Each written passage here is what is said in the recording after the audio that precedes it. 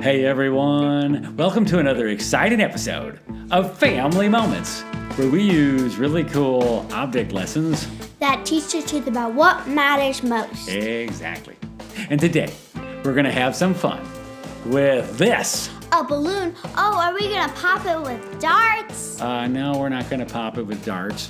What we're going to do... Or maybe we're going to decorate this place for a party. Well, no, we're not going to decorate for a party either.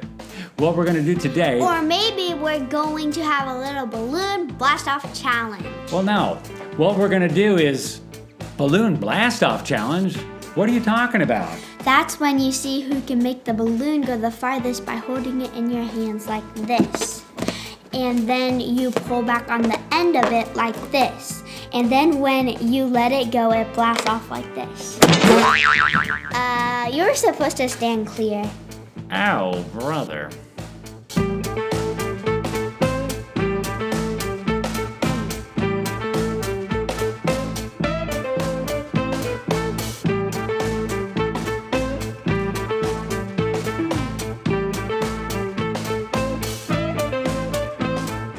Hey kids, Pastor Robbie here, along with today's special co-host, Corey.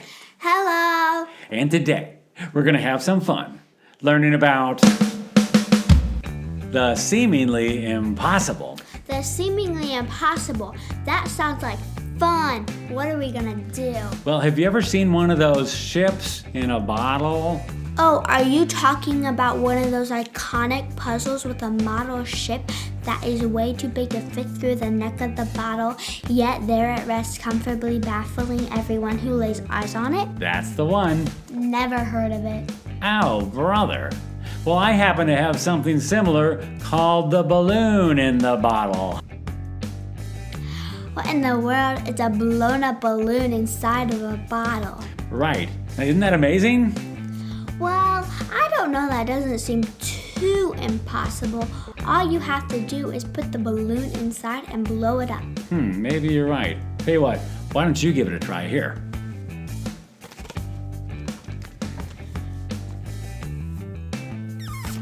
Oh man, it is not working. Well, maybe you're not blowing hard enough. Try it again.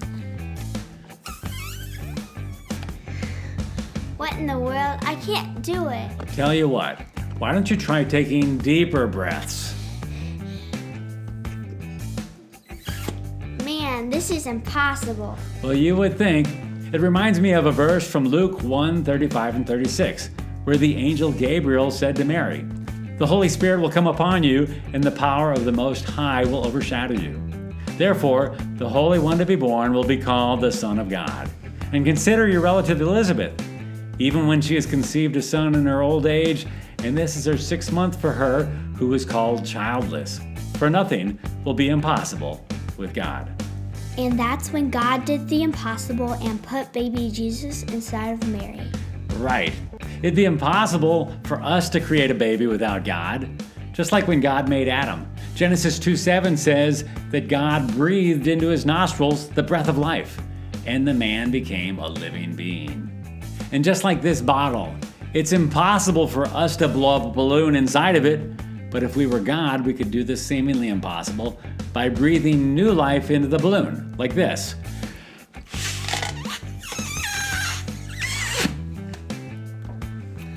What in the world? How'd you do that? You're not God. Not even close. But for this little experiment, I wanted to demonstrate that God can do the seemingly impossible. But really, how'd you do that?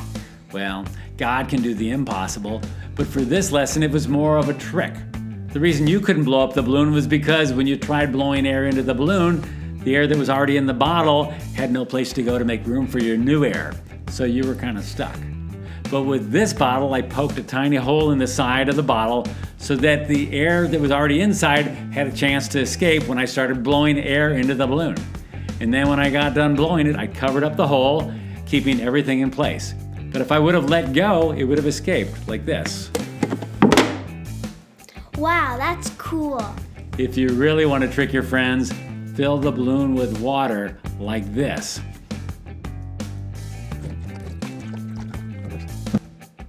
And then your friends will be baffled.